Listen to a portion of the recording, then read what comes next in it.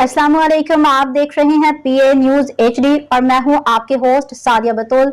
शामिल करते हैं आज की अहम खबरें। शामिल करते हैं पीए न्यूज़ के ब्यूरो चीफ कराची मोहम्मद सलीम अराइन की रिपोर्ट के मुताबिक government boys primary school Mohammad Khan Talpur के सीनियर उस्ताद मोहम्मद याकूब मुगल 60 साल की उम्र में अपनी मुद्दत मुलाजमत मुकम्मल करके रिटायर हो गए। मास्टर मोहम्मद याकूब मुगल की रिटायरमेंट के सिलसिला में उनके एजाज़ में government boys school Mohammad Khan Talpur के हेड मास्टर उस्ताद कराम ने एक पुरवकार तकरीब का एहतमाम किया।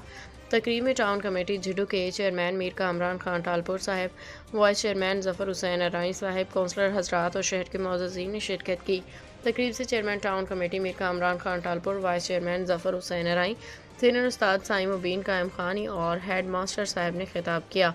मास्टर मोहम्मद याकूब मुगल को खराज तहसीन पेश करते हुए कहा कि उन्होंने हमेशा स्कूल के निसाबी गैर निसाबी सरगर्मियों में बढ़ चढ़ के हिस्सा लिया और अपने भरपूर किरदार अदा किया।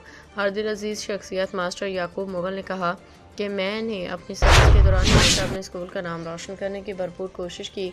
उन्होंने अपने पैगाम में कहा कि अगर कोई भागदौड़ करनी है तो अल्लाह की रज़ा के लिए करें, खिदमत करनी है तो माँ बाप और बुज़ुर्गों की करें जहाँ से आपको कामयाबी मिले।